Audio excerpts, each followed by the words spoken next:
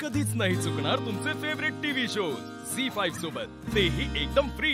एवढं दागिनं घालत्या, मंगळसूत्र घालत्या, कुणाच्या नावाचं? चारू हा सूर्यवंशीचा?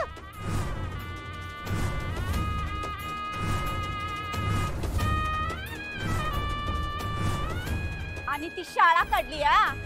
ती शाळा हाय का दुकानदारी? विचारा की हसनी।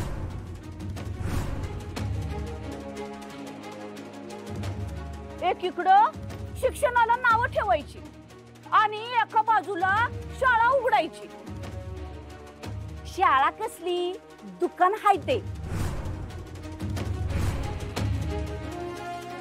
अव नवऱ्याला औषध चारून चारून येड लावलं होतं या बाईनं। नवराच नाहीयेत म्हणत ह्यांचा,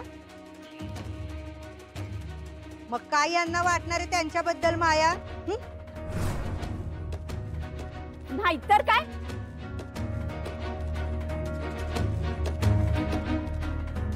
ह्यो हॉल झाडायची सुद्धा लायकी नाही ह्या बाईची, आणि तिला ह्यांनी स्टेजवर आणलंय।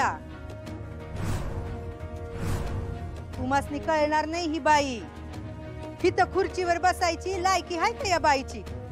अव ज्या सुनेला बक्षीस दिलं हिच्या असते, तिला बी घराबाहेर काढायचं कारस्थान करायली ही बाई।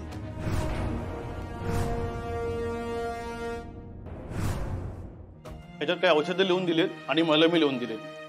हाताची हालचाल फार करायची नाहीये, कळलं का? वजनही अजिबात उचलायचं नाहीये। डॉक्टर, हाताची हालचाल नाही म्हणजे?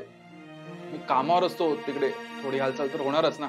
ए कामाचं पडलं तुला? बरं हो आधी, मग बघूया कामाचं। या ठेवणी खर्च येऊ। हे औषधं वेळेत घ्या। अगदीच काय वाटलं तर आपण हाताचा एक्सरे करून बघूया। चालते चालते, मग आता गेलं तर चालते ना आम्ही? हो हो। पैसे इथे द्यायचं का बाहेर काउंटरलाच ना? अरे थांब, तू कशाला भरतो?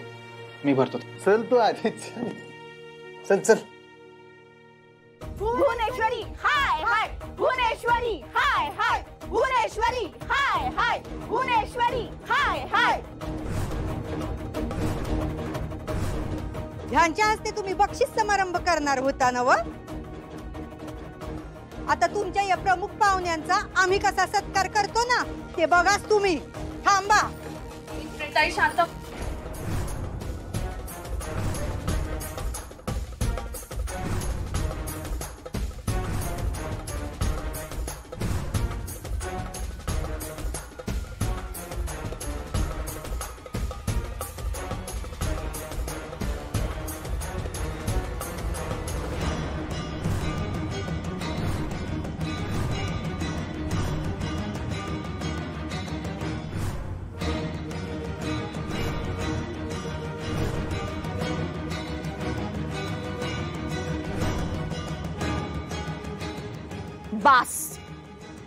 बास झालं।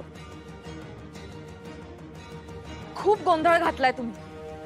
आमच्या घरातल्या गोष्टींवर बोलण्याचा अधिकार तुम्हाला नाहीये। आता गप्पा बसा, नाहीतर मी पोलिसांना बोलवेन। 2 मिनिटात पोलीस येतील इकडे।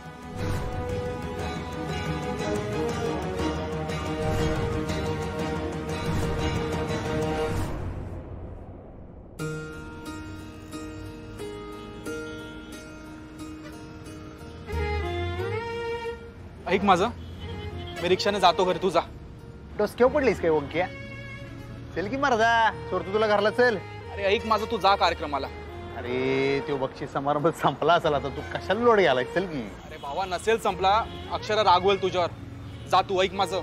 नाही नाही, त्या काय राग तुला? उलट जर मी असं सोडून गेलो ना तर ते जास्त रागवतील माझ्यावर। चल तू मस्त घरला जाऊन आराम कर, तू तुला सोडतो घरला। ऐक माझं, कार्यक्रम संपला नसेल अजून, आणि तू जा रे तिकडे आज। अरे आज आनंदाचा क्षण आहे, तू पाहिजेस अक्षरासोबत। आणि सॉरी, माझ्यामुळे तुला वेळेवर जाता नाही आलं। गबरे, तुझी तब्येत महत्वाची मर्दा, बाकी काय महत्वाचं नाही आता। चल घरला चल। एक काम कर, पाहिजे तर गाडीत बसल्यावर तू शिवानी वहिनीसनी फोन लाव, काय विचारते असली बक्षीस समारंभ अजून चालू आहे का संपलाय, मग आपण ठरवूया काय ते। चल चल चल, आता चल, पहिलं घरला चल। काय म्हणालात तुम्ही? ह्यांनी कारस्थान केलंय मला घरातून बाहेर काढण्यासाठी? वय वय केलंच की नाही का ग? माहिती होतं की मग काय केलंच की। एक मिनिट थांबा, थांबा, शांत व्हा। तुम्ही फक्त त्यांच्यातली सासू बघितली, त्यांच्यातली आई दिसली तुम्हाला? आणि काय काय म्हणाला तुम्ही? स्वतःच्या मुलाची त्या होऊ शकल्या नाही. अधिपतींवर जेवढा जीव आहे ना मॅडमचा, तेवढा कुठल्याही आईचा तिच्या मुलावर असल्याचं माझ्या बघण्यात तरी आलेलं नाहीये.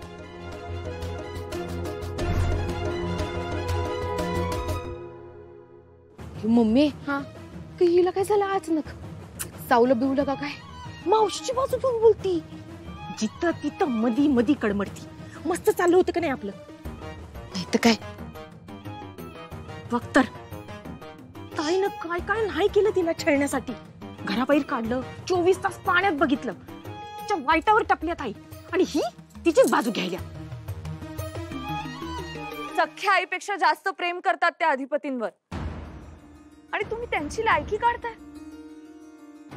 तुम्ही कोण आहात, तुम्ही कुठून आलात, तुमची लायकी काय हे मी तुम्हाला नाही विचारणार, कारण ते अत्यंत हीन दर्जाचं आहे आणि तुमच्या पातळीवर मला नाही उतरायचं.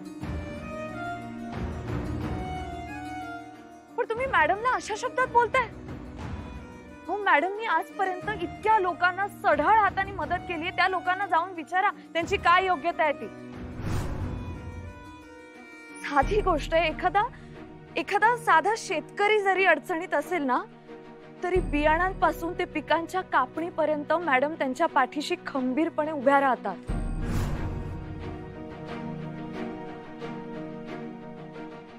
त्यांच्या मुला मुलींची लग्न लावून दिली आहेत मॅडमनी. त्या लोकांशी जाऊन बोला ना तुम्ही. एवढ्या सगळ्या संस्था सांभाळणं, सगळा कारभार सांभाळणं तुम्हाला सोपं वाटतं का? त्यांचं कर्तृत्व किती आहे हे जरा बाहेर जाऊन विचारा, मग कळेल तुम्हाला. आणि तुम्ही पण बायकाच आहात ना? बघा, तुम्ही कोण आहात, कुठून आलात त्याच्याशी मला काहीही घेणं देणं नाही. पण एका महिलेवर अशा पद्धतीचे आरोप करताना, तिची अशी विटंबना करताना तुम्हाला लाज नाही वाटली?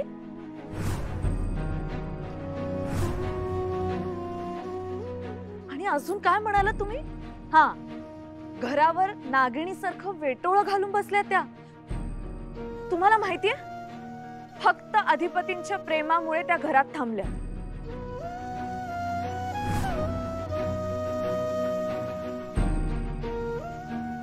एखाद्या व्यक्तीवर जीवापाड प्रेम करणं, तिच्यासाठी आपलं अख्खं आयुष्य समर्पित करणं, हा गुन्हा वाटतो तुम्हाला? हा गुन्हा वाटतो?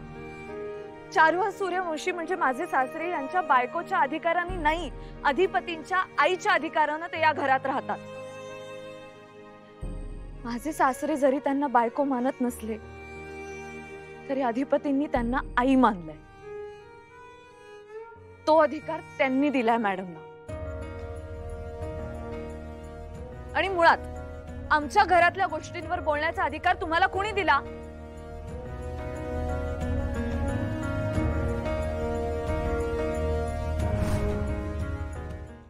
झी5 ॲप डाउनलोड करा आणि पहा सर्व एपिसोड्स एकदम फ्री.